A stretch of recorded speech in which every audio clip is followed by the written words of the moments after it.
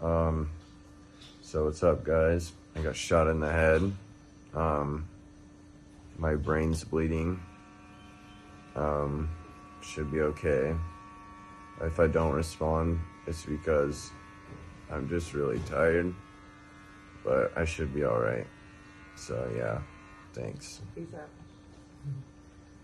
Hi, I'm Tina-Desiree Berg, and I came out to visit with Iz today because you saw Iz get shot in the head by a rubber bullet during the mayhem at the Saturday protest down in Beverly. And I wanted to check in with him. He's been in the hospital the last couple of days. He was in ICU with a brain bleed, which is very serious. So tell me a little bit about how that happened, how it went down in the moment.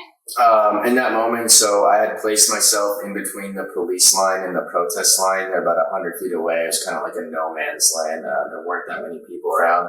I was standing there by myself for, I want to say maybe 20 to 30 minutes. The first time I was shot, I got shot in the hips and the stomach at the same time. So it was a coordinated shot from at least two officers. And the gentleman next to me also got shot. We both fell on the ground. We got back up. We put our hands up in the air right after that. Maybe about 5-10 minutes later, I got shot in the ribs. The gentleman next to me got shot pretty high up in the chest as well. We moved to the side and hid behind, it was like a bus stop sign. Yeah. And then from there, we had, he was like, I don't know if we should go back out there. And I was like, I think it's important. So I went back out into the middle with my hands back up. And from there, that's when I had been shot in the head. Yeah, so, I just remember all that chaos breaking out. And had you been there earlier in the day when it was just a peaceful protest? So you saw it go from like 0 to 13. Because when we first got there, I don't think this would have escalated at all. It seemed to me that protesters were already starting to disperse and go home. Some people were hanging out in the park area talking. And just the sheriff's department just started upping the ante. They started, I don't know if they started with those little pellet guns first or the rubber bullets, but they started kind of spraying with those, and then they started throwing some tear gas canisters, and then came the rubber bullets. What do you think instigated that?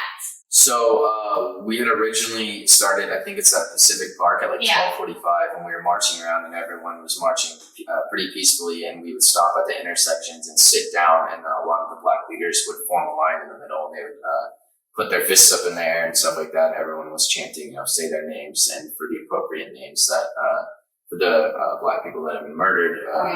And everyone was very calm. Everything was pretty controlled. And until there was at one point, police and riot gear had showed up. Yeah, those are the sheriffs. And and there was a point where we were near a gas station, and they were firing those rubber bullets into the gas station at the pumps. And at that point, I was telling people, I was like, we need to get away from here, like in case these spark. And after that point, things kind of just went into chaos. Okay, so I didn't know that had started down at the gas station because we had been further up at the Grove area. And all of a sudden I was just like, what? Why is this escalating? Why is this necessary? And so let me ask you this. The tear gas that they use is quite dangerous, and I don't think most folks that are Americans understand what this stuff is made out of. You actually have a military background. You're a Marine, correct? Yes. So, they were throwing this stuff called triple chaser, and another one that you explained to me. Can we talk a little bit about what these chemical agents are? Because I think they're very deadly. They throw them into the crowd. Not only can the canister harm somebody if it hits them in the head, but the tear gas itself, it makes it very hard to breathe. If it gets into your lungs, it's not just the eye irritant. You literally lose your ability to breathe. How is this legal? Well, I don't really know how it's illegal because I know in war there's no chemical warfare is not allowed. It's a violation of the Geneva Convention.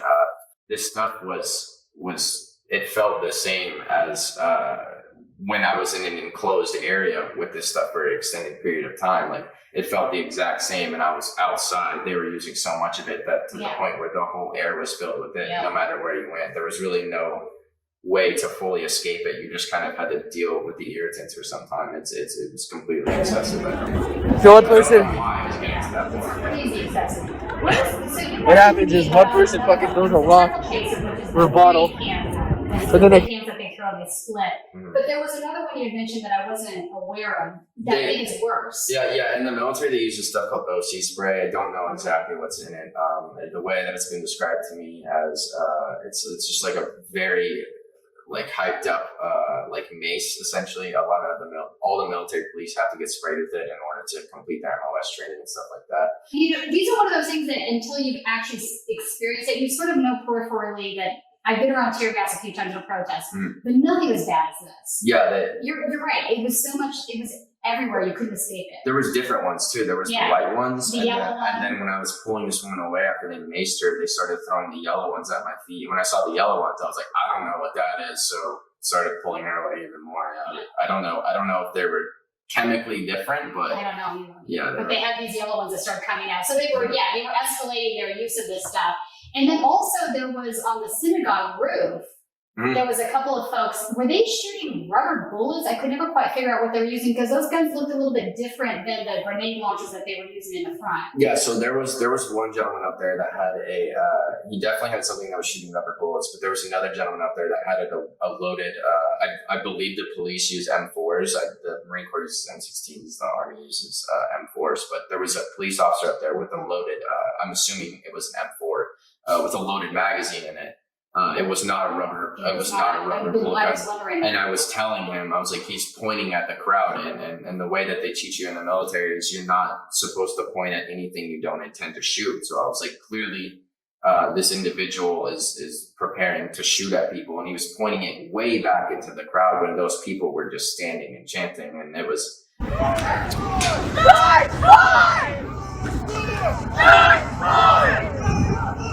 What the fuck do you have a real rifle for? Why do you have a real rifle?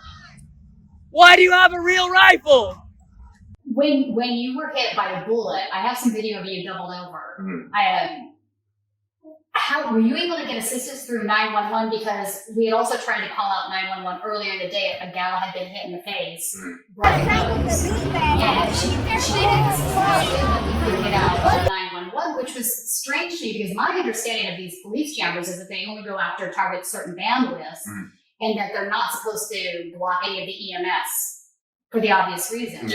Yet here we were. What was your experience? So after I had gotten hit, after I had been dragged out of the street, everyone around me was kind of panicking and didn't really know what to do. So I had to personally calm down because I was on medication that thins my blood because I have a blood clot in my knee. So that's when I started pooling blood pretty bad out of my head. And so I had to calm down, and the experience that I have through the Marine Corps, like combat triage and stuff like that, I had to tell people how to stop the bleeding, how to wrap it up. And then people were saying like, should we call an ambulance? And I was like, yes, we should call an ambulance. And no one, as far as I was able to tell, no one could get through.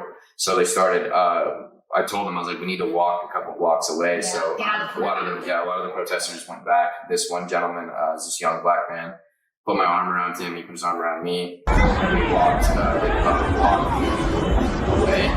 And from there, I told him to get him, so he set me down and tried to call, and nothing was going on. And these protesters in their car drove by, and they're like, do you need to go to the hospital? And I was like, I need to go to the hospital right now. So they put me in the car, and that's when I had called my dad, and I was like, I just got shot by the police. I'm going to this hospital. And so if it weren't for those people in the car, I don't know how I would have gone to the hospital. So these protesters drove you to Cedars-Sinai. Yes. Thank God they were there. Yeah. I don't know any of their names. Like they told me their names, but I cannot remember. Yeah. No, I hear you. So when I got hit with tear gas, a couple of protesters came to my rescue too. I guess that's the narrative that's really making me angry right now. It's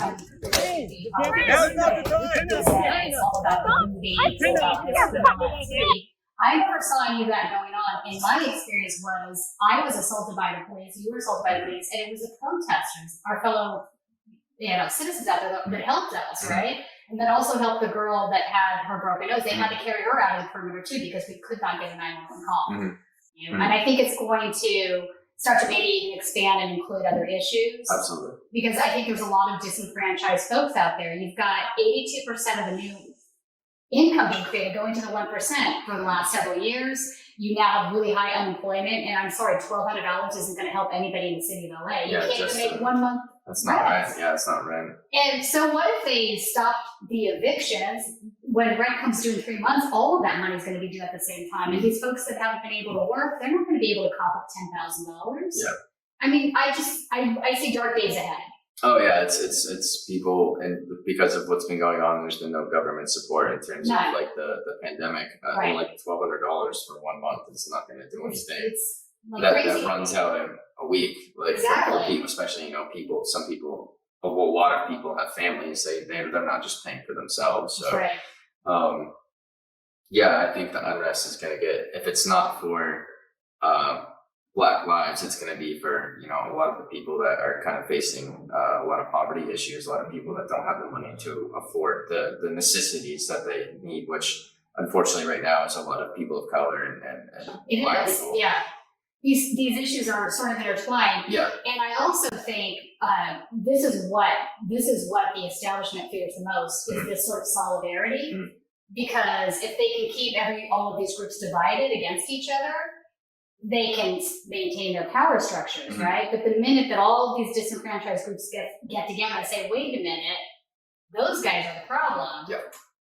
It's over, right? Yeah. So I think that's also partly why the police came out in such force on Saturday, because it wasn't just in Los Angeles. You're seeing this happen across the country in just about every city. I think so far it's every 50 states. It's not even just in the U.S. anymore. It's international. Right. Like I've had people contact me from all over the world saying that they had protests. I think one had like thousands of thousands. I think one in had like 50,000 people or something, and it was in an entirely different country. I could go through the messages and show you later, but that's amazing. it means that everyone everywhere is getting tired of not only being oppressed in some way, but the fact that people of different skin colors are just always being treated unequally, no matter where you're at. This is deadly. A brain bleed is very serious. Mm-hmm. Yeah, and it was getting worse over a couple of CAT scans until they had put the stuff there. They gave me some stuff that thickened my blood again, that got rid of all the blood thinning agents.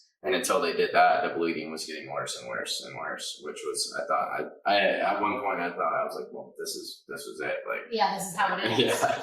Yeah. I mean, we chuckle now, but that's how it felt on Saturday. Yeah, I gotta use my humor to. I know, right, to get through it. I know. I mean, well, as silly as this is, when I first whipped in that giant canister of gas that landed in front of me, I couldn't breathe at all. Mm. When I collapsed around, I thought, this is it. This is how it ends. Mm-hmm. Yeah, it's I know that sounds ridiculous. No, it's frightening. Yeah, when you can't breathe, like you don't know really what to do. Not how I imagined Saturday going, but here we are. Mm. So, hey, Nelson, you want to come join us? To some degree, the fun part's going out and running around and yelling and getting attention. But there's a lot of boring hard work involved in actually creating change. 100%. Isn't that the truth? And so, yeah. Spoken like a person of my age that's been doing this a long ass time and seeing no change. It's a conversation I've had with Iz about, what do you do afterwards? Right? Like you said, I hear him say, protests can go on 2 weeks, 3 weeks, but months from now. But the reality is that the protests keep happening because changes aren't happening. So how scary, Nelson, was it for you on Saturday to get that phone call? I was beyond shocked, because he said, I've been shot in the head, and I'm like, well, this is not the conversation I expect to have with somebody that's been shot in the head. I would expect somebody else to be making a phone call. And then it kind of clicked into my head that he'd been shot with something that obviously damaged him, but something yes, the standard non-lethal. And so I at first, I'm going with still lethal. I was initially thinking that maybe it had been hit in the head with a tear gas canister or something along those lines from the impact. It turns out it was something very different. But I knew the general vicinity where he was going. I asked him, do you know what hospital you're going to? He was unsure at the time. But just because I knew where he was and I've worked down there, I figured it was Cedars. Yeah. So that's where I headed. Cedars is the closest, I think, to the So yeah, I headed down there immediately. I consider myself somebody who doesn't get emotional and react strongly. So I figured, okay, we got this. My biggest concern going down there was what level of command and control that law enforcement would have of the area. And I was actually worried that I'd have to go through a checkpoint or something to get in there. So I did make a couple of phone calls. I had names of people that I could pass along if I needed to get through. Oh, good. And but once I got down there, There was no command and control. It was utter chaos. Which is actually surprising when you think about it. One of the police LAPD union attorneys was actually on Twitter Saturday evening into Sunday, saying behind protesters' posts and also media posts, we should just shoot them all, like multiple times. She ended up protecting her, going silent, protecting her account so people couldn't read it on the outside. But I took screenshots of this because I was so appalled. I was like, wow, this is the union attorney literally saying they should shoot them all, like verbatim saying this multiple times. So there's clearly an attitude inside the department where it's a cancer. I don't know what to call this. And this is why we are where we are at. Because we look at all the innocent folks that have been murdered by these police officers over the years, and nothing has changed to stop it. The reason we're here is because if they had chosen to deal with those officers and say, we need to get rid of these racist murderers, if they had done that instead of doing what they're doing now, we would have a much different outcome. So I'm a firm believer that calling for the death penalty for property crimes is something that no one should ever do. No kidding. That's beyond the pale. That is beyond the pale. So when you got to the hospital, there was no police presence there. Have they contacted you and sort of tried to intimidate you in any way? I'm curious about that. No, no one had really gotten involved. Even after they had put me on the news while I was still in the hospital too. No one had tried to contact me. There was, at least when I got there, I don't think there was a police force really there. There might have been a few, but it was mainly there was a lot of hospital security out in the front just to kind of help people in. Because when I had already got there, there was I think I might have seen that other girl that had her broken. Not that one in the film, but that there one. were two. Yeah, I think I had seen her in there. No, there wasn't a large presence there at all. I think that would have probably kept people from wanting to go get help. Yeah. 100%. And so when you got when I got there, it was very, very quiet. The Cedars complex is fairly large. Yes, it's like a little city almost. Because of what's going on with COVID now, there are basically only two entrances to that place: right. the emergency room and then the North Tower entrance. So when we got to the emergency room, there were about 8 security guards for Cedars there. I asked, I said, I'm looking for a young man that was brought here. He was shot in the head. And one of the security guards there started just going very animated. I know him. I brought him in. I took care of him. He was a Marine like me. He's good to go. He got shot in the face. He was like, he got shot in the face, but he's okay. And so he was very excited and very much wanted to help. We all have a moment to realize how insane that is to hear after a protest. And so that was the first moment where, of course, my biggest concern was, he's damaged his face, and that's horrible. But then immediately afterwards, they said, somebody's going to come out and talk to you. They'll update you on the status. And we ended up sitting on the stairs outside the emergency room entrance for probably 90 minutes, 2 hours. And just waiting. And yeah. I didn't feel like I wanted to bug them because even though it was very quiet on the street, I just assumed they had a large number of casualties they were dealing with at that point. So we just sat there quietly. And at one point, a gentleman came and he said, he's in the ICU, he's stable, we got him under control, and we're going to let you see him. And so at that point, I followed this gentleman through a number of buildings, stairs, and they gave us a pass and let us up. And when they brought us to the waiting area on the ICU floor, they said, sorry about the mess, because it was kind of in disarray, but clean. And they said, we've been using this as kind of a break room because we haven't had a visitor up here since March.